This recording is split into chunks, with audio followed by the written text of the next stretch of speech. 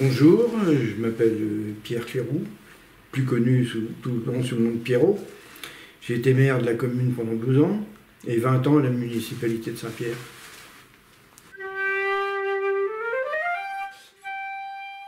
Ma fierté, c'est toujours de rappeler aux gens qui voient cette bâtisse-là en béton, il y en a qui le trouvent pas beau, mais moi je le trouve beau, et en plus il a été recordman du monde en 1923, au moment de son inauguration. On a battu les Américains d'1 mètre quand même pendant 1 an. Et nous, on a été les premiers au monde à savoir faire un pont ogival. Les Ricains ne savaient faire que des ponts demi-cercle. Et nous, on a su faire, on a été les premiers au monde à faire un pont ogival d'une 131 mètres, je crois. Il y a eu des morts aussi à sa construction. Il y a eu un gros orage, une mini-tornade à l'époque, et il y a 14 ouvriers qui sont tombés des échafaudages. Il y a eu 12 ou 13 morts, je crois. Il a été inauguré en 1923 par le président de la République, M. Millerand. Il a été détruit en 1940 pour empêcher les Allemands de traverser la Seine, mais là ça fait rire un peu, quoi, parce qu'ils pouvaient traverser comme ils voulaient, même le pont sauté. Donc ça avait réouvert le bac un petit peu plus loin. Il a été reconstruit en 1946-47, inauguré par Vincent Auriol et Pierre Mendès France, qui étaient députés à l'époque. De mémoire, moi, ce que je me rappelle étant enfant, on se promenait le dimanche, c'était les inondations de 55, où la crue avait été très haute à l'époque, puisque c'était la crue la plus haute après les inondations de 1910, dont la marque de la crue est sur la maison du Passeur, à 50 mètres d'ici. La maison du Passeur, c'était là, dans le temps, les chalands étaient tirés par des chevaux qui partaient de Pau, qui remontaient la Seine jusqu'à Vernon, tout ça. Et la maison du Passeur, c'est les chevaux qui étaient fatigués, restés ici à l'écurie et remplacés par d'autres chevaux.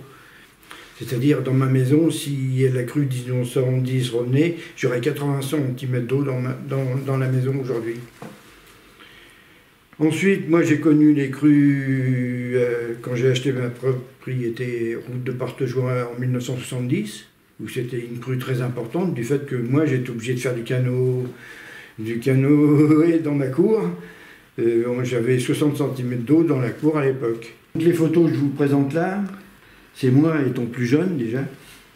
C'était en 1970, en mars 1970, les inondations de la propriété que j'avais au numéro 10 de la route de Partejoie. Donc vous voyez que j'étais obligé de faire du canotage pour aller à mon garage qui est ici dans le fond, avec mon cousin. Et cette photo-là, elle a été prise un premier dimanche des inondations, et dans la semaine, je ne pouvais plus joindre mon garage, car le niveau avait monté de 20 cm. Et toutes les autres crues que j'ai connues après, en 82, 93, 2001, ont toujours été plus basses, au moins de 10 cm à chaque fois. L'île du Bac était très souvent inondée, évidemment, puisqu'elle est un peu en contrebas. Donc c'est la commune, avec son tracteur et une remorque, qui faisait le transport des riverains pour qu'ils puissent rejoindre le pont de Saint-Pierre. Et aussi, à une époque, il y avait très peu d'habitants dans l'île. Ça a posé énormément de problèmes sur les permis de construire pour les gens qui voulaient faire construire, et dont maintenant tout est en zone rouge, interdit à cause de la loi 2000 de Vaison-la-Romaine, qui interdit toute construction sur l'île de Saint-Pierre-du-Vauvray. Les mariniers en retraite, beaucoup, habitent dans l'île aujourd'hui d'ailleurs. En 1970, il y a eu la construction sur les Longchamps de la cité des Longchamps, qui existe toujours aujourd'hui et qui a été stoppée par par la loi sur l'eau, du fait que c'est dans une zone inondable, donc il est interdit et on ne pourra plus construire. Il devait y avoir 70 pavillons en plus. Les aménagements viabilisés, tout avait été fait, quoi. Donc Saint-Pierre ne peut plus s'étendre par ici, et il n'y a plus de terrain sur Saint-Pierre. Pour s'étendre, maintenant c'est fini. Il y a quelques terrains qui ont été mis à disposition de construction environ, le hameau de Saint-Pierre, et puis c'est tout, quoi. Il n'y a plus de terrain, il n'y a plus de terrain. En Seine, tous les ans, il y avait un club nautique, qui était un peu plus loin. Et tous les ans, il y avait des manifestations de compétition de natation à l'époque, jusqu'en 1964-65. Ils ont été obligés d'arrêter, puisque la natation en Seine est interdite à cause de la pollution et de la maladie du rat qu'il y avait. Donc le club est tombé à l'eau. Il y avait aussi les 10 km de nage en Seine, qui partaient de Venable et qui finissaient au club nautique. Qu'est-ce que j'ai vu ici en grosse compétition? Ça a duré quelques années, 5 ans je crois, c'était la Diagonale du Fou qui passait ici, en ski nautique. C'était international, c'était énorme, hein, mais je crois que pour des raisons de sécurité, ils ont été obligés d'arrêter, c'était trop dangereux, quoi. Mais les gars, ils passaient ici à 90-100 à l'heure. Hein. Ah non, c'était la folie, il faut aller le voir, c'était un vrai spectacle. Le club nautique, c'était à la limite de Portejoie, Saint-Pierre-du-Vauvray, Portejoie. Il y avait des flotteurs pour délimiter les gens où les enfants pouvaient se baigner, quoi. Il y avait un maître nageur, monsieur Lacarrière, un gars du village, monsieur Burgon aussi. Et tous les ans, il y avait des compétitions nautiques de 50 mètres, 100 mètres, et ça amenait énormément de monde à l'époque. Puis il n'y avait pas grand-chose non plus, comme il n'y avait pas la télévision comme aujourd'hui, alors c'est normal. Il y avait la course cycliste. Alors il y avait la course cycliste qui était organisée par les commerçants de Saint-Pierre et les industriels, mais les industriels, il y en avait deux, c'était Label et puis les Engrais et Céleste Engrais. Alors la course cycliste avait tous les ans en lieu au mois de mai, avec 120 participants à chaque coup, une étape le matin, une étape l'après-midi, avec 4 à 5, monter 6 fois la côte de Saint-Pierre. Ah oui, c'était une course qui était très réputée pour les 3e et 4e catégories. La dernière course a eu lieu en 69 ou 70, je crois. Il y avait une influence commerciale des mariniers sur la commune de Saint-Pierre, du fait qu'ils stationnaient ici, souvent.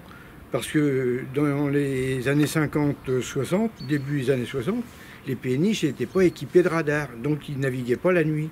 Alors ils s'arrêtaient à Saint-Pierre. J'ai connu les jours de grande fête, jusqu'à 40 péniches ici garées du pont de Saint-Pierre jusqu'au bout du quai de Seine. Et aussi également les péniches travaillent avec le silo au moment des grandes récoltes. Ils chargeaient le silo ici, un peu plus loin.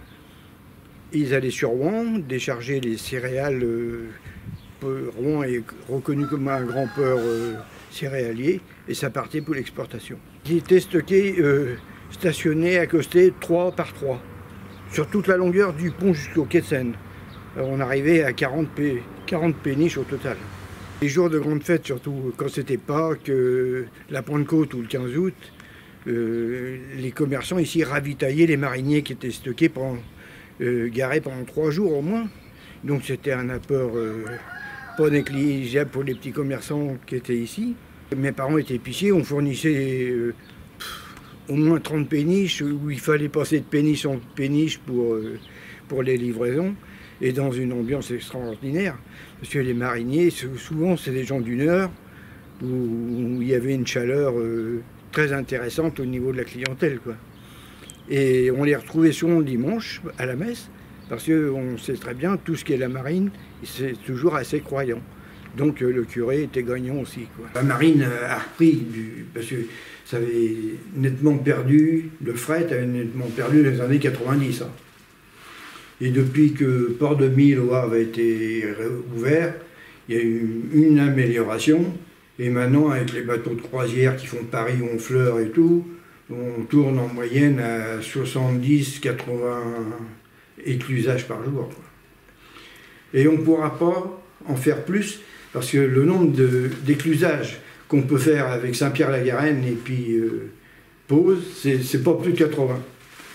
Bon, il y a une grande écluse qui a été faite à Pose maintenant, qui fait 200 mètres de long, ça leur permet de passer 3 péniches à la fois ou 4. Donc le transport fluvial a nettement augmenté. Bon, moi je peux vous dire, même la nuit, maintenant ça circule. Hein. Et ils prévoient dans le futur qu'aujourd'hui ils font Rouen-Paris en 24 heures. Et je crois qu'en 2025, il faudra qu'ils le fassent en 18 heures. L'écluse qui a été rallongée fait 200 mètres. Donc on peut mettre des pousseurs de 180 mètres aujourd'hui.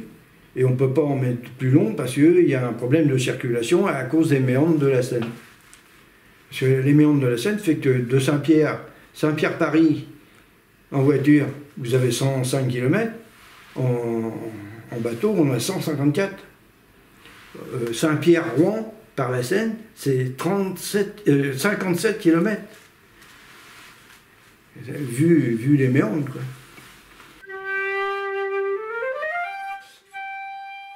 L'événement le plus grave, le plus important, c'était le déraillement de 1985, où il y a eu 10 morts, 90 blessés, dont 57 très graves.